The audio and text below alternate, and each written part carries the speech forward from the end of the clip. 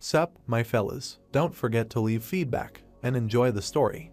Reason that they needed to invite even more influential people to the club, but it was unusual for such status people to get together, so there was no need to rush. He looked at the woman confidently with his hands on his back and told her to inform the wrong family that the first step would be to continue the comprehensive development of the capital. Wywan looked at the boss, confirmed that she understood, and said that she would immediately make a plan and notify them. Tang looked at the guy in surprise when he told him that he had a hard job ahead of him.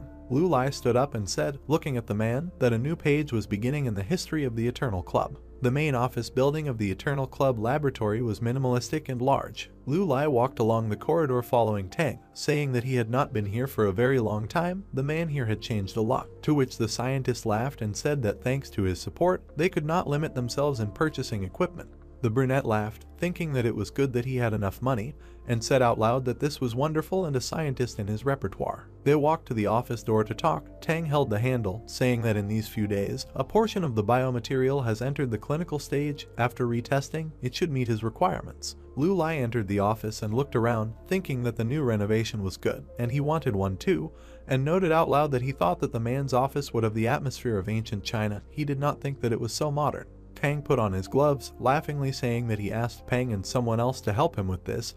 He usually rarely comes into the office, so this will do for him. Lu Lai laughed, raising his palm to his face, and said that the man was offending him. He opened his eyes when he heard Tang calling him to take a look. The scientist smiled, holding a red and white capsule in his hands, and said that using the synthesis of biomaterial, they created a capsule. The man brought the capsule closer to the eyes of the interested guy and said that after consuming it, it remains harmless and non-poisonous, but it can also neither be digested nor dissolved. It can attach to the wall of the stomach, so it cannot be removed from the body. Lu Lai looked at the capsule contentedly and said that it was excellent, the space sealed in the capsule. The capsule took off, covered in a black and white filter of applying the force of time dilation 5 times. The capsule hovered above them and glowed so brightly that the man covered his eyes with his hand, and Lu Lai, stretching out his hand, used force and thought that with the help of 5-fold time dilation, he wrapped the space in the shell of the capsule. Since space is small, when it spreads, will quickly absorb the flow of external time, and everything will return to the average value.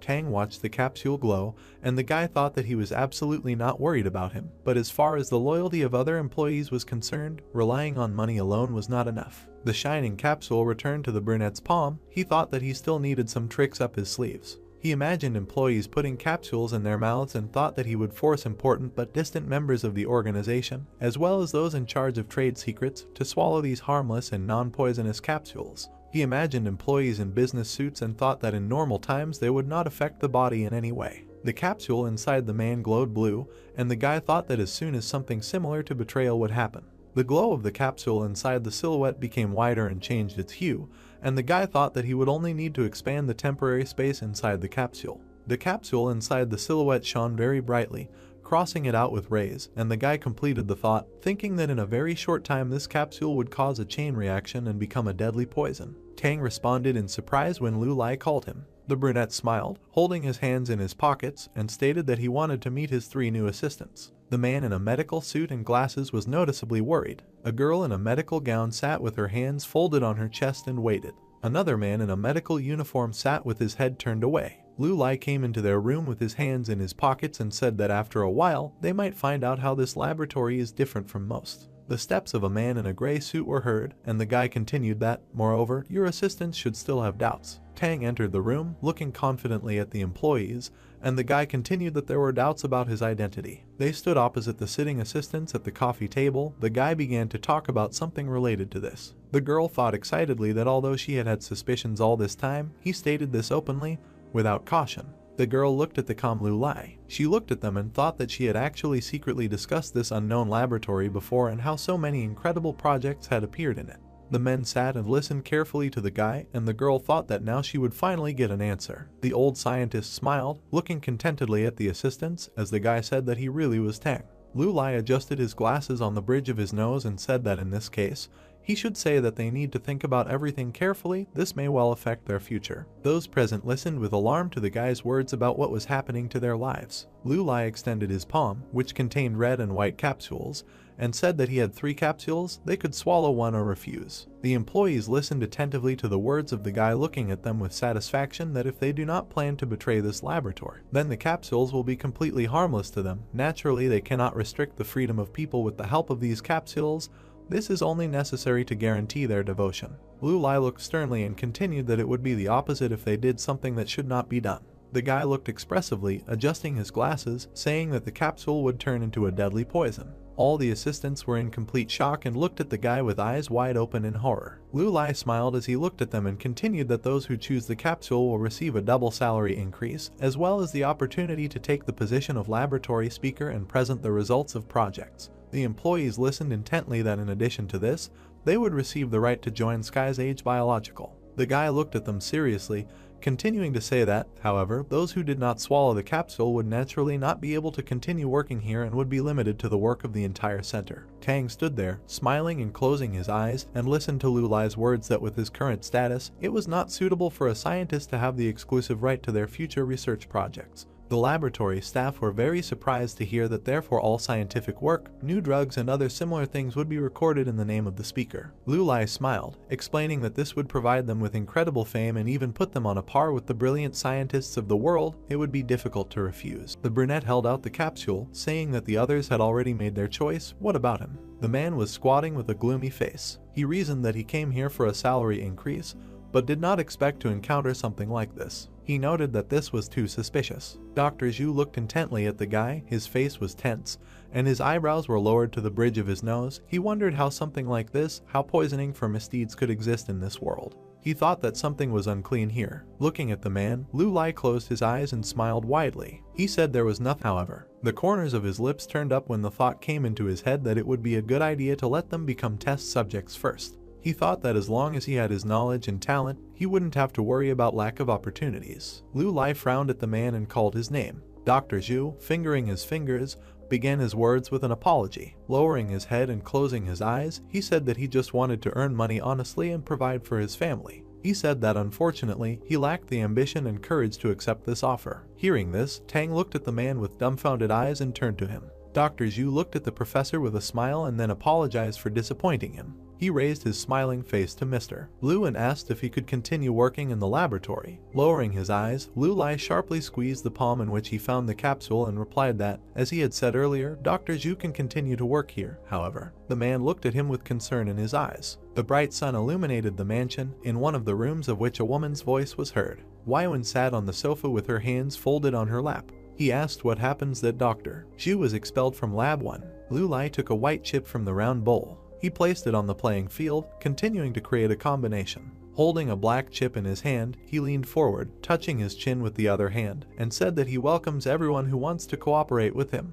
However, this man refused him. Holding the chip between his fingers and lowering it onto the field, he added that asking him to leave the main area was a logical decision. Placing the chip in the right place, Lu Lai said that it was a fair deal, so there was nothing to worry about. Weiwen glanced at him and said that this was the right decision, adding that in the end, their project must be kept in the strictest confidence, and they cannot use people who will not go with it to the end. Leaning over, Lu Lai kept his eyes on the game board, and then said that, however, although they are now organized, sooner or later they will need to expand. He added that if this happens in the future, then perhaps the surveillance of their people will not weaken. Most of the playing field was filled with black and white chips arranged in various combinations. The guy said that on the contrary, it would only get stronger. Turning his head to Weiwen, he asked about her opinion on this. The girl silently looked at the game board on the table. She raised her eyes and replied that she now advised him to start acting in their secret department. Gritting her teeth, Weiwen furrowed her brows and said that in other words, they should carry out both official and secret actions at the same time. Lu Lai leaned on the back of the sofa, touching his chin with his hand, and then asked her to continue. Looking at the 2 round cups with chips of different colors, the girl said that they need to start secretly looking for a place to settle abroad, as well as looking for personnel and expanding the composition of the secret department. Looking at Mr. Luli, she waved her hand and confidently added that while on the surface, they still needed to remain vigilant, but they also needed to maintain their current level of secrecy. Touching his chin, Lu Lai continued to look at the playing field with chips, listening to Wywan's words that besides, considering that they had already exposed themselves to the government in order to prevent any incidents, she advises her boss first, form a secret security detachment.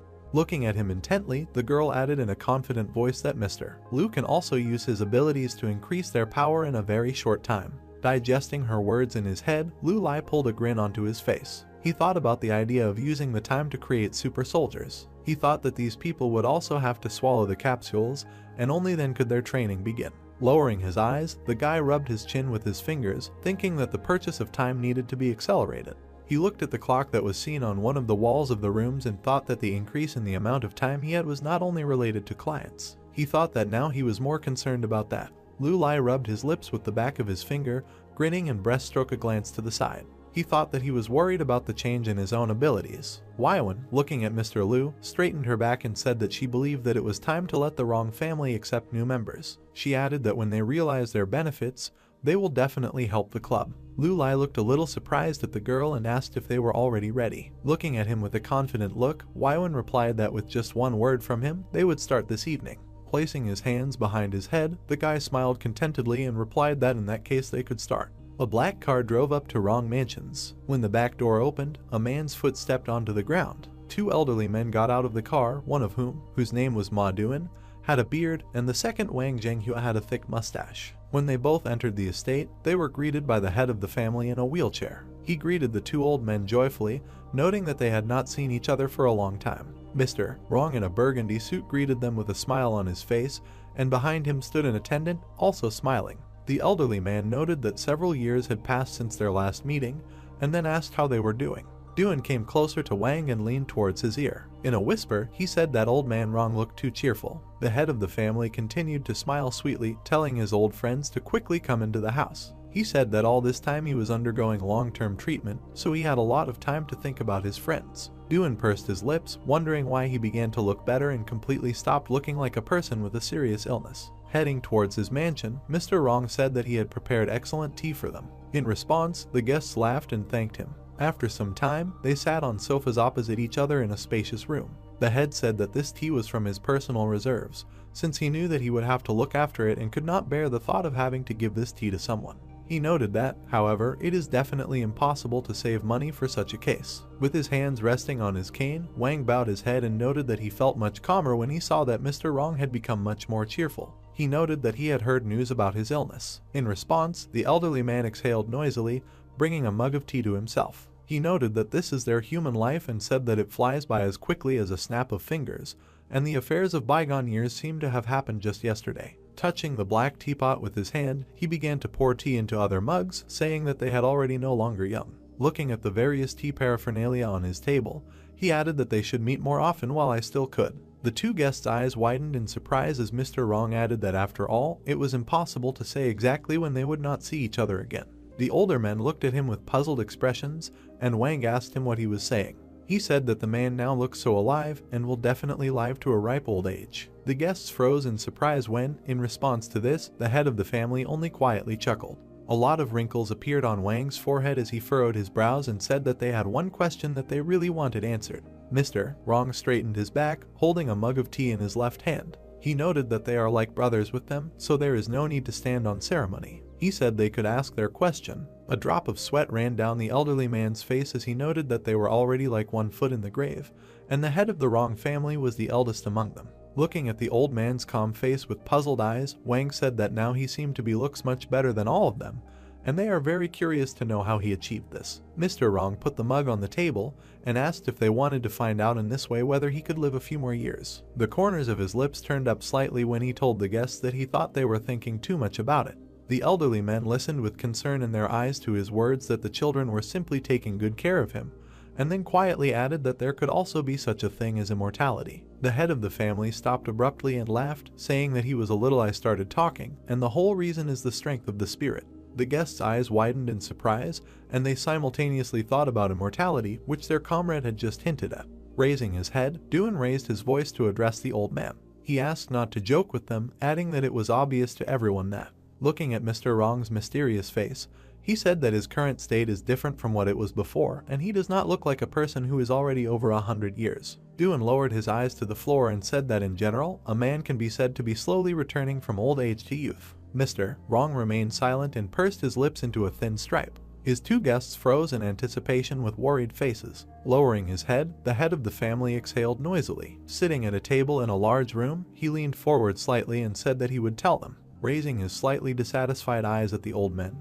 He said that since they had such a strong relationship with his family, he would not hide the truth. Frowning his gray eyebrows, he began to say that in fact, not long ago, he unexpectedly received the opportunity to contact a secret laboratory that was working on life expectancy. Hearing this, Duan and Wang looked at him with wide eyes. I will touch their words about life expectancy. Mr. Wrong closed his eyes, saying that now they are only about the Lusatian elite, and their project is. Two guests froze with discouraged faces when he added that this is life extension. He sat with half-closed eyes, examining the attributes for the tea ceremony, and said that this laboratory was extremely secret and the selection process was very strict. Wang, with a drop of sweat running down his forehead, asked with surprised eyes whether they could also use the services of this laboratory with him. Mr. Wrong leaned forward, folding his forearms on his knees, and said that they have a line of clear rules. Duan and Wang, leaning forward, loudly asked the old man in one voice. He lowered his eyes and exhaled, saying that they already knew everything.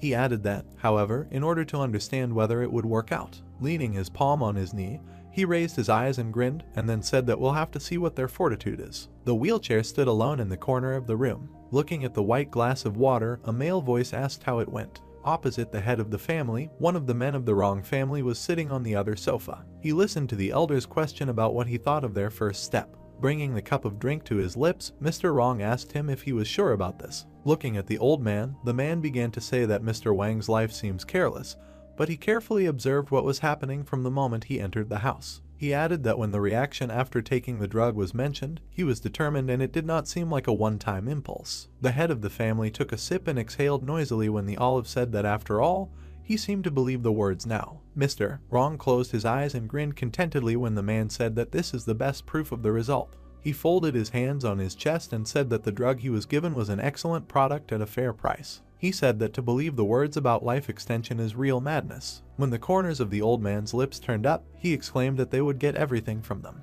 He noted that they were, of course, more afraid of death than ordinary people. They continued to sit in the room for a while, and Mr. Wrong thought that he hoped that the master would be pleased with the selected people. He thought that in the end, the more members he attracted to the Eternal Club, the more profitable it would be for himself. At this time, the Chen brothers came to Mr. Lu's mansion, and the eldest, with his hands clasped behind his back, stepped forward. Smiling, he said that they had completed the task assigned to them. Lu Lai was sitting on his desk chair, one elbow resting on the tabletop, and holding documents in the other hand. Yunping at that time said that these were materials on the Economic and Scientific Development Zone. He said that as requested, the location would be in the southern section of the new shopping district. The guy studied a sheet of paper that showed a map of part of the city with explanations. The elder Chen continued to say that there was a free transport system in that place, and there were biopharmaceutical enterprises, information industry enterprises, and microchip manufacturing companies nearby. Lu Lai threw a small pile of papers onto his desk and noted that it was well done. He turned to the two brothers with a smile on his face and said that they seemed to have really put some effort into this. Closing his eyes, Yunping bowed his head contentedly and said that Mr. Lu is calling them back. He added that they are honored to have the opportunity to work for the benefit of the Eternal Club. Squinting his eyes, the guy chuckled quietly. At this moment, the brothers perked up when they heard the sound of an incoming notification. Their phones received messages from the Eternal Club that each of them received 1,000 points for completing a task for a beginner, as well as 200 points as an additional reward. They both cried out in surprise when they saw the next message, which stated that they, numbers 131 and 132, had been promoted to level 1 participants due to the task being completed. They looked at the screen with frozen, satisfied faces, exclaiming that even one task could promote an early participant, and that now they could buy 1 year of life again. Lu Lai smiled softly and clasped his hands together. He congratulated them on this event, and then added that in the future they should try harder for points. Looking at Mr. Lu, Yunping smiled with confidence in his eyes and asked him not to worry, saying that they are persistent people and will definitely not be lazy. Frowning his eyebrows, the guy grinned and briefly agreed with him. The brothers bowed their backs in front of the boss and said that in this case it was time for them to go. Lu Lai wished them a safe journey. The two men walked down the corridor of the estate. Waiwen walked towards them in a pencil skirt and black blouse. The girl walked past them, heading into the cabin. Yunan glanced to the side. Turning his head, he turned around and was surprised. Looking back, he turned to his brother and said that that girl seemed to work in television. He gave him a puzzled look when Yunping confirmed his words and said that it was Du Weiwen. Senior Chen closed his eyes and gritted his teeth, thinking about Mr. Liu. Opening his eyes under a frown, he wondered if this guy really had such wide connections. Lu Lai, who was standing at the eatery with books, turned around when he was called and asked what happened. Weiwen, who stood nearby, folded her hands on her stomach and smiled. She noted that it looks like there has been progress in the development zone. The young man touched the documents on the table with his fingers. He confirmed this and said that the brothers from the Chen family gave a great gift for their development. Standing half sideways, he looked at the girl with a sidelong glance with a weak smile. He said that Weiwen seemed especially excited today and then asked if they had good news. The girl smiled back and said that there was news from Mr. Rong. She noted that he said he had persuaded several people to meet with him. While he rolled his glasses, noting that Mr. Rong acts very quickly, he raised his head as one corner of his lips curled up and said that their team was gradually expanding. With his back turned again, he turned his head back when the girl called him. Weiwen frowned slightly, casting a sidelong glance at the boss, and said that as they progressed, he should consider setting up a secret department abroad. Putting his hands in his pocket, Dolly addressed the girl by name. Turning to her, he tilted his head and grinned contentedly, and then asked if she really could read other people's thoughts. The sun was shining brightly in the sky above the club estate. While the corridors of the building were empty, Lu Lai said that following the successful development of laboratories number 1 and number 2, Dr. Yang and Dr. Yan had already prepared to publish their dissertations on these projects. There was a white mug of coffee on his desk, and he was saying in his head that Sky's Age Medical and Sky's Age Pharmaceutical were founded at the same time. At the same time, writing down information in his notebook, he thought that the merger of the Sky's Age Biological Technology Corporation, preparations for opening a branch abroad. Looking at the entries in the notebook, the guy thought that the third laboratory under the leadership of Professor Anthony was also completed. Leaving notes, Lu Lai leaned back in his desk chair and picked up a mug of coffee. He thought that as new businesses opened, Eternal Club was thriving everywhere. Bringing the mug to his lips, the guy thought that the result of the strategy that allows the Wrong family to represent the Immortality Club should be quite good. He also thought that it was necessary to speed up the development process in other directions. The young man closed his eyes, thinking that, however, if they began to expand abroad, they might encounter unforeseen difficulties. He watched as Zhang trained the newcomers in combat, thinking that he nevertheless had a ton of talented and competent people. He also watched Tang and Weiwen work, thinking that he had a loyal assistant with him. He also periodically saw fights between Peng and Robert occurring on his estate, which Yan Yu watched with displeasure. He thought that perhaps it was only a matter of time before the explosive development of the Eternal Club. Lu Lai stood in front of his large window in his office with his hands behind his head. He thought that time was exactly what he lacked most. The young man exhaled irritably, holding a gold pocket watch on a chain in his palms. The thought flashed through his head that he should start selling. Looking at the running arrows on the dial, he thought that this was necessary in order to replenish his supplies. The multicolored light of the signs illuminated the streets of the night city. Many people crowded near the nightclub. A girl in shorts and an open sweater stood to the side, crossing her arms over her chest. Looking down, she irritably thought out loud that she was really stupid for allowing herself to be deceived like that. She said she thought no one would come. Pressing her lips tightly together, she closed her eyes, saying that if it weren't for her unclosed accounts because of that scammer, she wouldn't be here. Peering into the disgusting interested faces of passing men, she said that she was standing like an idiot. The sound of footsteps was heard from the side. The girl exhaled noisily, saying that apparently she would have to combine several jobs. She turned around without much enthusiasm when Zhang Jingjing's name was not called. Lu Lai approached her with his hands in the pockets of his checkered coat and apologized for keeping her waiting. Holding her arms crossed over her chest and looking at the guy with suspicion, Jingjing asked how he knew his name. Lifting one corner of his lips, the young man raised his cell phone, as if hinting at an SMS, and said that he had come to meet her. The girl looked at him with an embarrassed look, quietly noting that he was very handsome. Lu Lai pulled a sly grin onto his face and asked if she had already decided whether she would sell her time to him or not. The flush girl, who was impressed by the guy's appearance, agreed without hesitation. After a moment, her face changed and her eyes widened in shock. Jingjing turned to the guy and loudly asked him to repeat what she needed to do. Lu Lai's gaze showed disappointment as he realized that she didn't know. He closed his eyes for a moment, thinking that he would probably have to use his old trick. He pressed the button on his pocket watch and it made a distinctive click.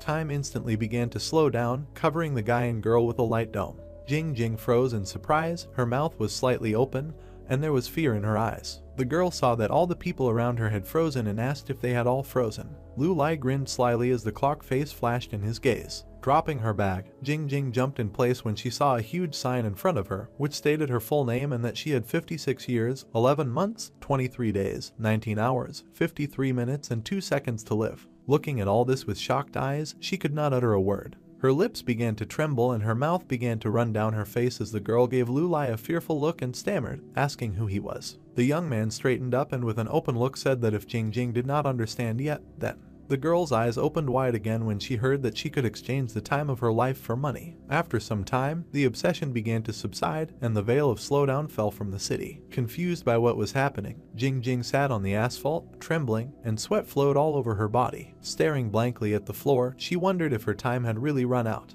She looked up at the man's legs standing next to her. Lu Lai asked her not to worry as the feeling of powerlessness would soon go away. He narrowed his eyes, grinned, and handed her the golden card. He said that since she sold 3 years of her life, he pays her 990,000 yuan. At that same second, Jing Jing jumped up, snatching the golden card from the guy's hands. Holding it tightly in her arms, she looked at it with an obsessed look and chanted the amount in the account. Lu Lai turned to the girl and reminded him that since she had sold her long life, the condition of her body now would be the same as it would be in 3 years. In other words, shaking with joy, the girl did not let him finish, noting that it's only 3 years and there's no difference. Looking at the result of the transaction in her hands, she said that now she would be able to completely repay her loan, and she would still have a good amount left. Jing Jing's lips stretched into a smile when she said that she only needed to go to the best beautician, and then she will be able to catch up. Lu Lai pursed his lips and gave her an annoyed look as the girl blew him a kiss and continued to enjoy her money. As Jing Jing ran, happily throwing her arms and waving her bag, the young man adjusted his glasses with one hand and headed in the opposite direction.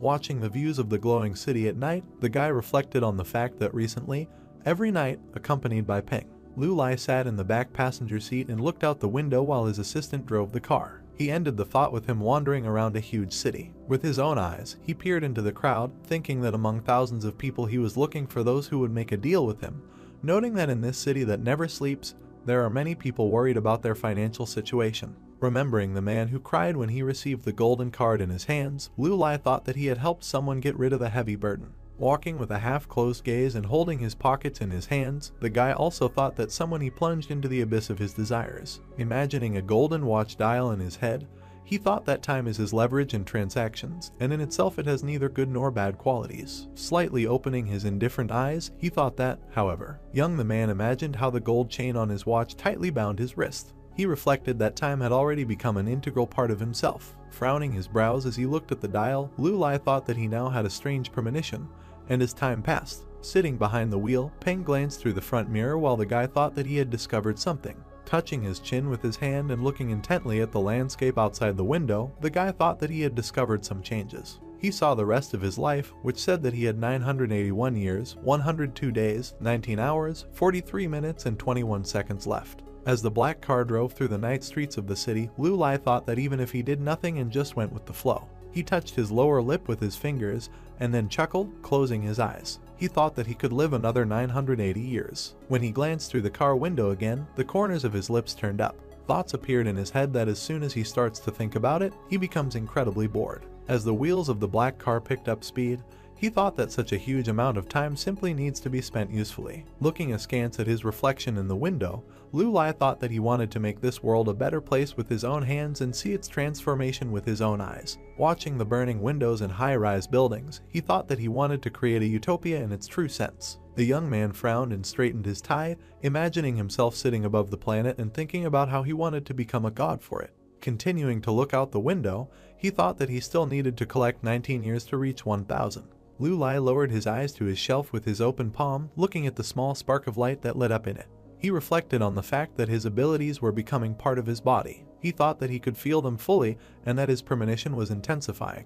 Looking closely at the bright light, he realized that when he reaches 1,000 years old. When the light disappeared, a golden pocket watch appeared in his palm, and the guy thought that his abilities would change enormously. He will noisily exhale, wondering how this will happen. Lu Lai then chuckled as the thought that he was looking forward to this flashed through his mind. Peng, clutching the steering wheel in his hands, glanced at the boss through the front mirror and asked what happened. Looking down and closing his eyes, Mr. Liu replied that nothing had happened and then added that he was just worried about their apology. The assistant gave him a thoughtful look and then turned away and fell silent.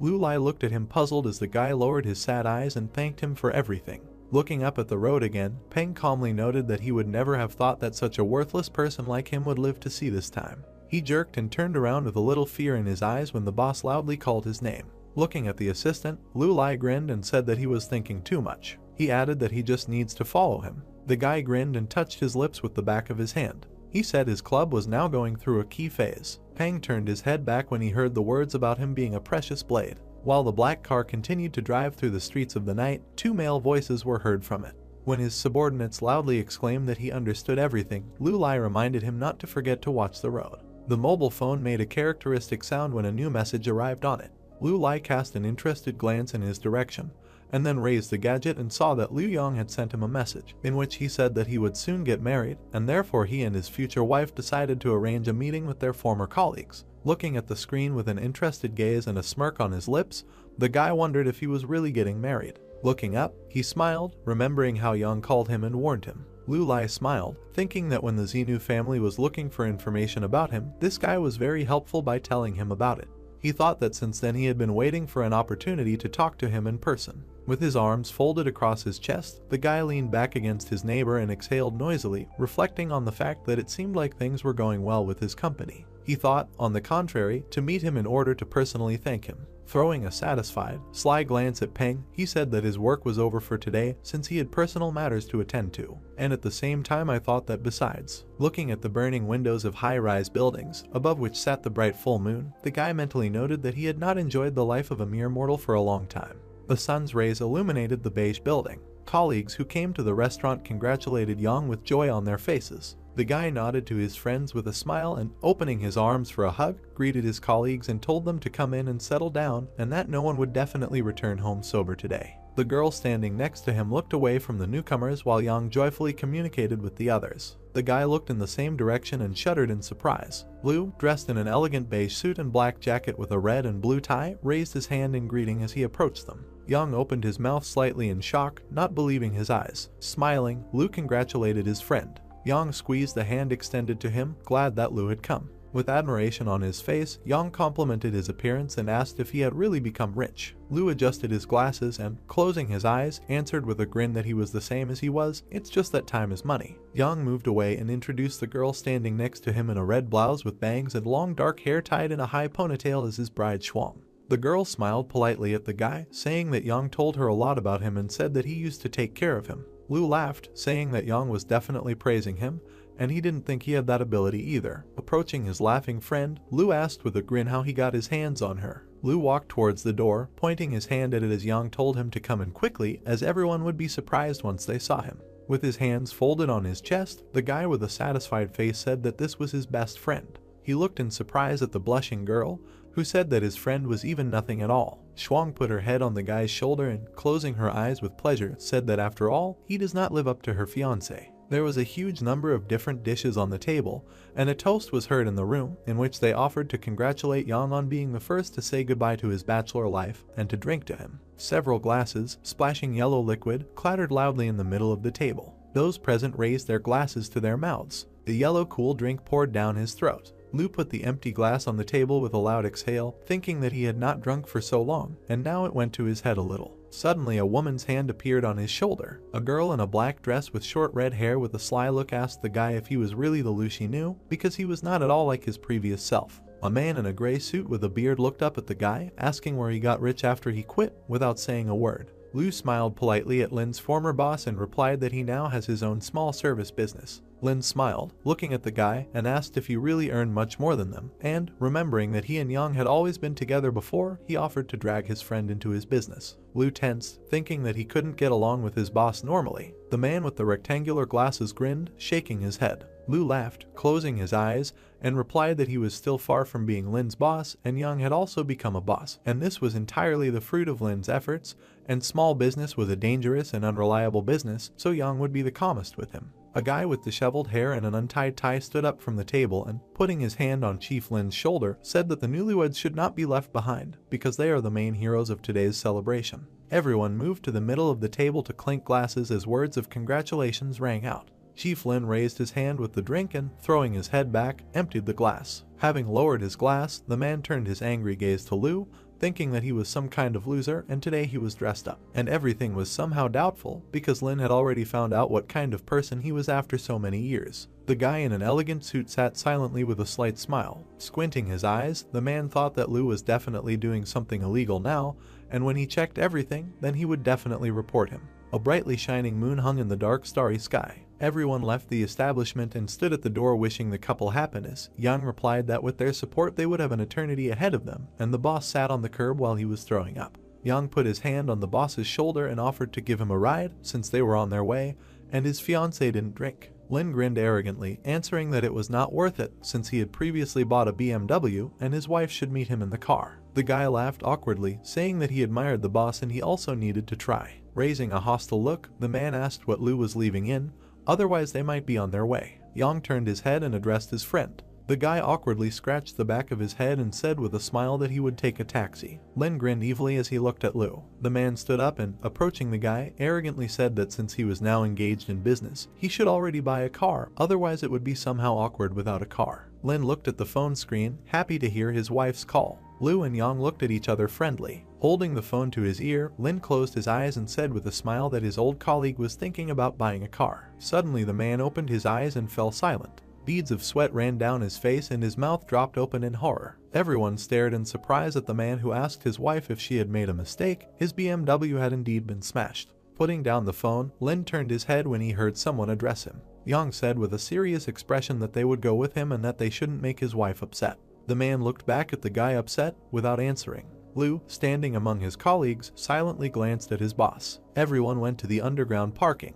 The guys froze with sympathy on their faces, and Shuang covered her mouth with her hand in horror. Chief Lin fell to the ground, looking in horror at the goddess figurine lying in front of him, while his crying wife in a white dress sank down next to him. His eyes filled with hopelessness as he thought it was all over. He silently lowered his head, and his wife, clutching his shoulder, cried, telling him that she didn't know how to drive, asking why he persuaded her to go and what to do now. Lin opened his mouth and slowly said that they would sell the apartment. With a bleary look, he thought that he hadn't even paid off his mortgage and car loan, which, one might say, was for life. The two colliding cars had dented hoods. The stranger's hand reached out to the golden figurine, and a voice was heard advising not to be upset because it was just a broken car. A muscular man with gray hair pulled back into a low ponytail, wearing orange striped trousers with suspenders, raised his hand and said that the main thing is that people are alive. A woman with dark short hair raised her tear-stained face and regretfully, asking for forgiveness, said that she was inattentive. Smiling, the stranger said that it was okay because she didn't do it on purpose and now it's not easy for everyone.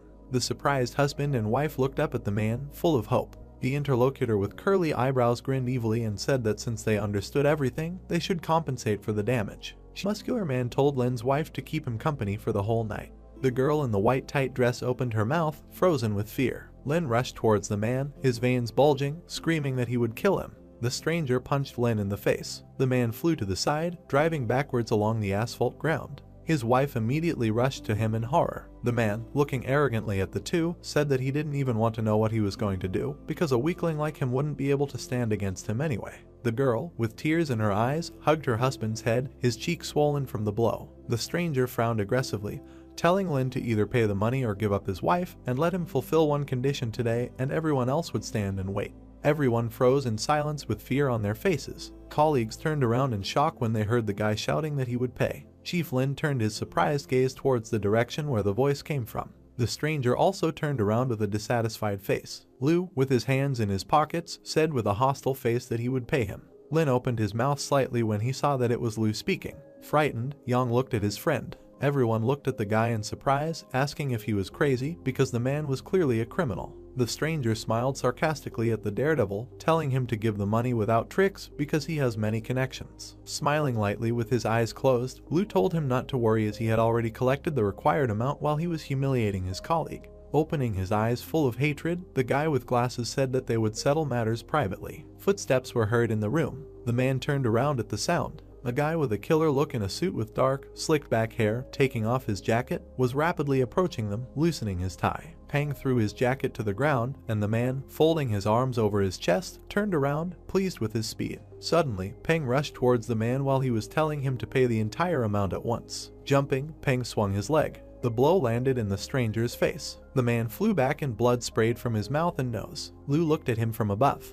He threw his glasses on the table. They bounced off him, hitting the laptop, after which he asked how he could be calm, not knowing its limits. Xuandong walked to the window with his hands behind his back, saying that the current operation was an intelligence operation and was organized with the tacit consent of the leaders in order to find out more about this OOA. The girl looked at him silently and listened as he said that if they succeeded, then everyone would be happy. Looking into the distance, he said that, however, in case of failure, but without finishing the sentence, he chuckled. He exhaled heavily, adding that it looked like he wouldn't be able to hide this time. A man approached the security guard at the office door. He asked if Xuandong was there. A blue folder with documents lay on the table. The man sat on the sofa with his hands in his lap and said that it was a management decision and that he hoped he could sort it out. Xuandong still stood at the window, answering him that he understood that he would have to explain everything himself. The man closed his eyes with a frown and listened as he said that, just as their experts had predicted, OOA did indeed have the ability to predict disaster in advance, and given his ability to manipulate time, they stood no chance. The guy turned on him, saying that, however, the good thing is that Mr. OOA does not seem to be a cruel person.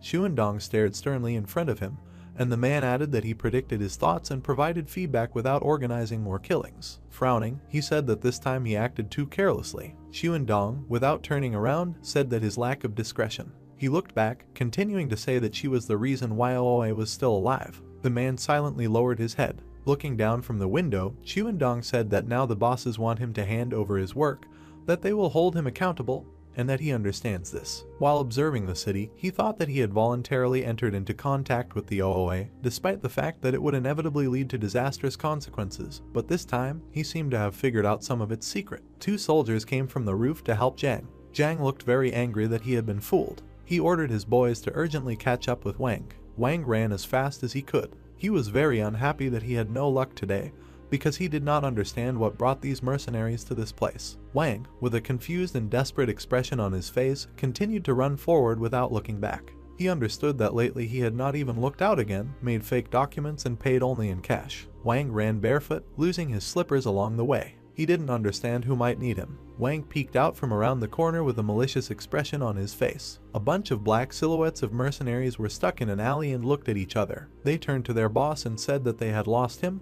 because the guy turned out to be agile. Zhang understood everything. Wang frowned slightly and looked around the corner mockingly. He understood that these were young and green guys. Silhouette Wang looked around the entire city with a malicious expression on his face. He didn't just choose this place because it's quite confusing and dirty. Wang looked ahead gloomily. He understood that a detachment of mercenaries would not have enough life to catch him. Wang, sweating, turned back towards the noise. Turning back, he saw a mercenary in a white shirt chasing him and almost catching him. The fighter told his boss Zhang to run to his aid. Wang bared his teeth and squeezed his eyes shut as he was grabbed by the mercenary. He didn't understand where the guys got such speed. Wang cast his frightened glance to the side and saw a crowd of black silhouettes of fighters running around the corner to catch him. A bunch of mercenary hands tried to grab Wang's body, whose expression looked desperate. He was very angry with the guys. With a deft movement of his body, he bent down slightly and was about to run. In a somersault, Wang entangled himself from the hands of the mercenaries, who stood surrounded and held his t-shirt, which he had taken off. A naked Wang, wearing only shorts, ran as fast as he could as the mercenaries stood in confusion with his black t-shirt.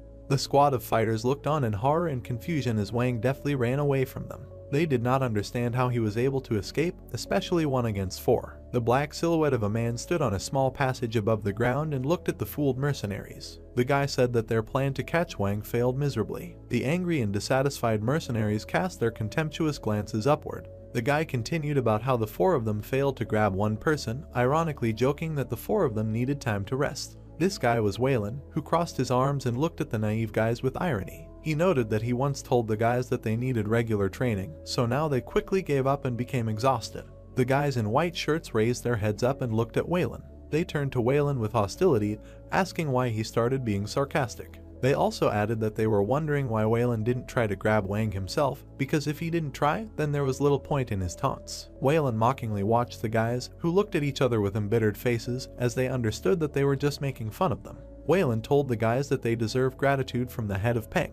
One of the guys raised his fist and said that there was no need to thank them because they were on different teams. Peng opened his mouth slightly and ironically thanked the guys for allowing them to leave small gifts. Wayland looked at the guys arrogantly, raising his head as the Zhang mercenary squad looked worried at such statements. Wayland noted that they would be grateful for the fact that they helped lure Wang's loot for them. Wayland lowered his head in mockery and raised his hand in gratitude, thereby giving an order to his boys. A detachment of Peng mercenaries in black suits stood on one of the elevated passages and watched a detachment of Zhang fighters. Mercenaries in black suits stood straight in a line and raised tin buckets near them. The fighters in white shirts tensed and realized that something was about to happen to them. They tried to tell their teammates not to do anything stupid. Wayland opened his eyes and raised his eyebrows. He told the boys that they would have to try the lollipop. Massive yellow liquid poured from the bucket straight down onto the guys. The Zhang squad mercenaries began waving their arms, trying to cover themselves from the sticky liquid, shouting the name Wayland in displeasure. At the same time, a shirtless Wang ran without looking back. Turning the corner, he tried to catch his breath as he was tired of running. He understood this was the first time he encountered such persistent guys. He felt that he couldn't stand it anymore. Wang looked ahead dumbfounded and sweating. He thought that, fortunately for him, if he only went out through the alley, he would be safe. Wang stood in front of a structure that was shrouded in canvas and wooden beams. At that very second, he became angry and waved his arms. He didn't understand where some kind of construction site had appeared across the alley he knew, because everyone was living well, and then they decided to change something. After a moment, he cast his worried glance to the side. A black silhouette ran towards him through piles of trash and boxes. It was like an angry bear with a huge and terrible mouth that was chasing him. Wang turned back with fear in his eyes. An enraged Zhang in a black suit ran towards him, slightly out of breath. Wang widened his eyes with fear in his eyes. He realized that Zhang knew everything. Another black silhouette was approaching from the roof of one of the houses. It was Peng, who with a deft movement jumped from the wall through the silhouette of a bear. Wang was confused by this pressure on himself. He understood that another guy was after him, so he didn't understand what was going on. The two silhouettes of Peng and Zhang as the wolf and bear beasts looked at him furiously. Wang realized that these two were on a completely different level. They weren't exactly human. The angry wolf and bear began to growl and rush around. Wang saw animals in these guys when the outcome depended on just one moment. The wolf in the role of Peng bared its teeth and looked forward at the bear. He spoke about defeat or death. The bear in the role of Zhang opened its mouth and began to growl. Zhang noted his analogy with the words life or death. The black silhouettes of a bear and a wolf crossed each other in the air. Wang understood that when looking at the guys, his arms and legs did not obey. Wang's body lay on the cardboard boxes, exhausted. Zhang at that same second also flew towards the boxes and waved his hands. Wang realized that he did not even have the strength to escape. The grinning wolf opened his mouth and showed his teeth. Peng understood that this time victory would be his. Baring his teeth, Peng frowned and ran forward for victory. The main character was sitting on the sofa with a malicious grin, leaning his hand on the back of the sofa, when his fighters in black suits stood behind him. Wang was finally caught and sat in Lu Lai's office with a dissatisfied expression on his face. Wang sat opposite the protagonist on the sofa. Wang asked Lu Lai if he was in charge here. Lu Lai tilted his head slightly and looked at Wang with a smirk.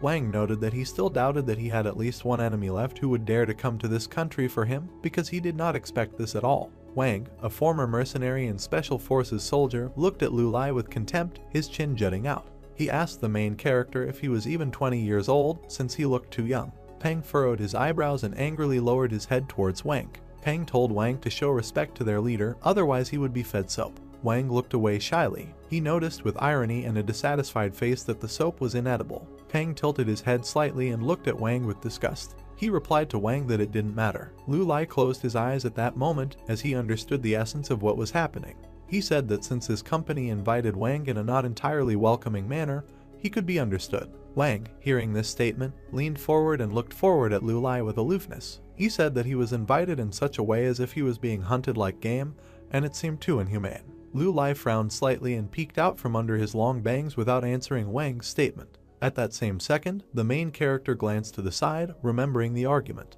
Joyful and happy, Peng looked forward while Zhang looked unhappy and angry. Lu Lai reminded the guys about the dispute, asking which of them won. Zhang closed his eyes tightly and bared his teeth. He said he did Peng a favor and let him win. Peng threw his mocking grin at Zhang and winked at him with one eye. Peng noticed that Zhang was trying to play noble, adding that although Zhang did not catch the person, he still spent a lot of effort to do so. Wang oversaw the showdown between Zhang and Peng. Zhang crossed his arms and looked angrily towards the joyful Peng. Zhang told Peng not to be smart, because if he had not spent so much effort, he would never have lost such an argument to a cunning guy like Peng. Peng replied that he did not force Zhang to run headlong, because he simply forgot to think with his head and implement a cunning plan. Zhang asked to take back his words. Wang slightly knitted his eyebrows and was in complete despair and confusion. He realized that this was a competition and he was just the target for which they were fighting. Lu Lai crossed his legs while sitting on the sofa and spread his arms on the back of the sofa as Peng proudly straightened his back and stood next to him. The main character told the guys not to swear because the competition was a competition, and also added that since Peng won, he will receive his reward. Wang frowned and looked ahead with displeasure. Wang wondered what kind of reward was worth such trouble. Peng walked up to the sofa where his boss was sitting imposingly and bowed his head in front of him, getting down on one knee. Lu Lai extended his hand and everything around him glowed with white light. Wang watched in horror and numbness as Lu Lai extended his hand over Peng's head and everything began to glow with white light. Peng began to feel a different state on himself and his eyes looked like those of an abnormal person. The protagonist knitted his eyebrows slightly and looked forward with anticipation as the blue silhouettes of people expressed their various emotions. Peng stood on one knee and illuminated everything around with white light. The characteristics of Peng's life came out. Age, 23 years old. Left to live, 20 years, 26 days, 10 hours, 18 minutes, 14 seconds. After updating his biological clock, another characteristic emerged. Age, 23 years old. Left to live, 25 years, 26 days, 10 hours, 18 minutes, 2 seconds. Peng came to his senses slightly and exhaled, continued to look at the floor in a bent position. Peng's lips said the words that he was fine and he felt everything. Peng smiled maliciously and frowned with satisfaction. He thanked his master Lu Lai. Wang watched everything that happened with a perplexed face. He was able to understand that Peng's lifespan had increased. Peng looked at Wang in confusion as Lu Lai sat on his sofa and crossed his arms, placing them on his leg. Lu Lai turned to Wang. Wang cowered in a corner and looked frightened. Wang began to clear his throat with his eyes closed and his hand over his mouth. He asked Lu Lai what brought him to that area in search of him. Wang sat on his couch opposite the main character. Lu Lai said that Wang returned to his homeland illegally to escape his persecutors, and according to his information, Wang had many different enemies. Wang put his hands on his knees and remained silent. Wang watched with confusion in his eyes as Lu Lai revealed the facts of his life. Lu Lai noted that what was interesting to him was that information about Wang's actions had leaked out a long time ago, as if through a sieve, thanks to his friends who turned out to be enemies. Wang knitted his eyebrows and put his hands on his belt. He said that he and his friends had been through a lot. Even when he and his comrades were walking on the edge of a knife abroad, the Lu Lai organization did not exist yet. Lu Lai lowered his head and continued to talk about this topic. Lu Lai pointed out that Wang was right and indeed the Eternal Club was indeed young. However, he could still guarantee the loyalty of his entire team because they did not engage in betrayal. Wang looked at the main character with displeasure. The protagonist rested his face on his hand, which he placed on the back of the sofa. Lu Lai said about Wang that he was a mercenary who got involved in a military conflict and was forced to return to a peaceful region, thereby building a logical chain. He also added that a person who has seen poverty and chaos is unlikely to become homeless of his own free will. Hiding all my life from my enemies. Wang looked at Lu Lai with a smirk. He replied that such a life suited him quite well, so he asked whether Lu Lai really allowed his subordinates to treat him like a dog. Peng was very angry at Wang's brazen statement. Peng called Wang an ungrateful person. Peng took out his sharp knife and Wang clutched his knees in fear. Wang closed his eyes and expected punishment for his words. At that same second, he opened one eye and watched what was happening. He leaned back slightly and watched in horror and sweat. Like a sharp knife hovered right in front of his face. Lu Lai's hand touched this knife. Lu Lai tried to take the knife away from Wang's face. The main character was holding a glowing Peng knife and, with his hand in his pocket, looked at Wang with contempt. He said that he didn't say anything unnecessary, so he replied that the choice to accept his terms or leave would still remain with Wang, asking him one last time. Wang felt pressured by Lu Lai's despicable and arrogant gaze. He understood that Lu Lai had unimaginable abilities and unbreakable trust, and besides, he had an amazing information resource behind him. He also understood that with its help he could start a new life, so he decided that he would work for him. Mr. Tang's black shoes appeared in the long corridor, along which he walked confidently. Tang was holding a black folder with documents in his hands. Tang left the building and was greeted by Yanyu. Tang noted that Yanyu appeared at 2 times. Yanyu stood by the black car that was waiting for Mr. Tang. Yanyu asked Tang why he left so early, because the cook was just preparing breakfast for him. Tang walked up to the car while Yanyu stood aside.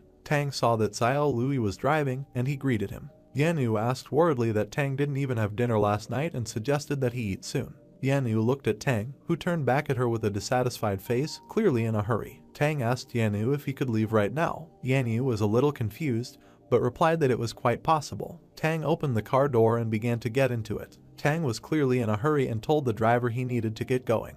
Yanyu didn't understand what was happening. Yanyu looked out the car window at Mr. Tang with concern. She said that she could send a person to the kitchen so that Tang had eaten. Tang frowned and showed his teeth slightly. He replied that this matter was urgent and he did not have time to eat, since he urgently needed to see Lu Lai as soon as possible. Yanyu looked at Tang in shock after hearing this statement, and at the same second, with a tense expression on her face, replied that she understood everything. The main character stood on a high stone cobblestone, with his hands in his pocket, and examined the distant expanses of nature. The main character looked forward with an expressive gaze. He understood that with these 3 people he caught, the time spent on transactions would be significantly reduced. However, he was sorry that Dahua and Bayashin's physical attributes were causing concern. Dahua and Bayashin in white t-shirts were jogging and exhausted. Lu Lai understood that although the guys were not fighters, however, they needed to be able to protect themselves in case of danger. Lu Lai looked forward humbly. While in your thoughts, he understood that in the end, the guys would have to carry out transactions all over the world, where his hands could not reach since he did not have enough connections. Lu Lai turned to the side when he was called out. Yanyu put her hands behind her back and introduced Mr. Tang, saying that he wanted to talk to him as they stood on the sandy shore. The main character was slightly surprised and widened his eyes as he saw Tang looking very tired. Tang looked at Lu Lai with excitement and anticipation. Tang said that their life engineering project was doing very well at the moment. They went by car to their small house, where there were 2 more cars in the garage. Lu Lai rested one hand on his head and expected Mr. Tang to show him on his computer. Tang, wearing his glasses, reviewed very important conclusions about the project in his laptop. He said that thanks to the time acceleration that Lu Lai had installed in their laboratory, they were moving forward extremely quickly. Tang looked carefully and intensely at his monitor. When Lu Lai lightly touched his lip with his finger, Tang noted that from the infinite number of cells that mutate the virus, he was able to randomly identify a new type, A2. Lu Lai was looking forward to certain new findings from Tang. Tang held out his computer towards Lu Lai. Tang said that he used A2 as an injection. The silhouette of the white rat in their experiment glowed with a blue aura. Tang said the rejection reaction in the test rats was significantly reduced. The white rat and its genetic code in the form of molecules glowed with white light. Tang noticed that they followed a 2-pronged path of progress, on the one hand continuously reducing the rejection reaction, and on the other hand, they constantly stimulated the experimental rats, increasing their resistance to A2. A small white rat with black eyes was born. Tang mentioned that just the day before they gave birth to the first rat to survive an A2 injection. Tang, with a frowning and tense expression, continued to discuss a very important topic with Lu Lai, who listened to the professor in amazement. Tang replied that the vital signs were completely above the maximum value among the rat population, because the rat's strength, speed, reaction, and even intelligence had all completely evolved. A small rat without hair with red eyes was in the hands of a doctor wearing white gloves. Tang said he called the new rat a miracle. Tang sat on the sofa with his hands on his feet as Lu Lai looked at it all on the computer. Tang also noted that to achieve this result, countless experiments were carried out on tens of thousands of rats. The main character frowned and listened carefully to Professor Tang's conclusions. Tang noted that, fortunately for them, everything worked out. However, Tang turned gloomy and looked at Lu Lai, who widened his eyes. Tang said that this rat had some violent tendencies. Lu Lai was surprised to hear the statement about cruelty. Tang looked at Lu Lai and waved his hand to the side as Lu Lai looked at the computer. Tang noted that this was the reason why Tang personally wanted to see Lu Lai. The main character, with expectation and anticipation, looked out from under his long bangs. He asked the professor if he was now worried about the possibility of the next stage. Tang looked at Lu Lai with confusion and anxiety. He agreed with Lu Lai's words, saying that the next stage includes experiments on humans. Lu Lai widened his eyes and was surprised. The main character once again realized the words he heard about an experiment on people. At that same second, a malicious grin appeared on his face. Tang and Lu Lai sat across from each other on the couches as Lu Lai crossed his arms while listening to Tang talk about the upcoming experiment. Tang said that testing on humans is no joke, so they requested the construction of an RH-level biolab. Tang looked away with a frown. He noted that in extreme conditions with time acceleration, with constant monitoring of A2, it should be relatively safe. The protagonist looked at the professor with an expressive expression on his face. Lu Lai noticed that Tang knew very well that he was ready to fulfill any of his requests, so he asked him to express all his concerns directly. Tang closed his eyes and exhaled, realizing that now he would have to voice his doubts. Tang opened his eyes and said that he had never conducted experiments that could harm people because it was all about ethical issues. Lu Lai looked away, breaking into a malicious smile. He laughed and noted that he now understood what was the matter. Tang looked at Lu Lai in bewilderment. Lu Lai continued his speech by saying that Tang was one of the most respectable people,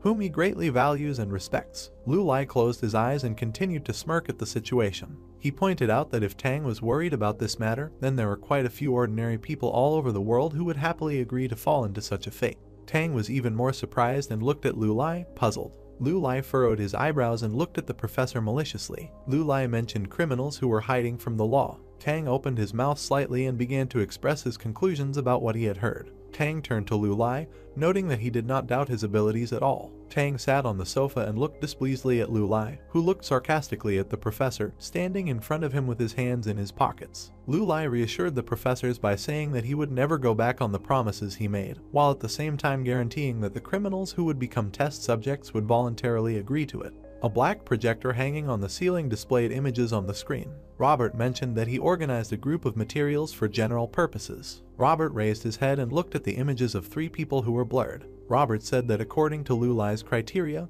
all the guys were the dregs of society. They were drug dealers, smugglers, swindlers of various violations. The main character, as usual, sat in his chair, cross-legged, and watched the image. Robert continued that most of them hide with impunity in disadvantaged areas, and the longest search period is 10 years. Robert stood at his desk and turned to his boss, who touched his chin with his hand. Robert asked with concern whether he was talking too much about criminals, adding that if it caused inconvenience, he could show ready-made candidates. At that same second, the main character furrowed his eyebrows and broke into a malicious smile, baring his teeth. He said that everything was in order and asked to send the materials to the Falcon Squad, adding that they could practice their skills in this way while accompanying the client to the deal. Lu Lai glanced back towards his top assistants. Lu Lai was interested to hear their opinions. Peng and Zhang were sitting on the couch in relaxed positions as Peng put his hands behind his head and crossed his legs, and Zhang leaned forward slightly. Peng just clicked, and Zhang noticed that Mr. Lu Lai could do anything because his hands were unbearably itchy. Lu Lai looked forward in slight mockery. He approached Zhang, telling him that he would be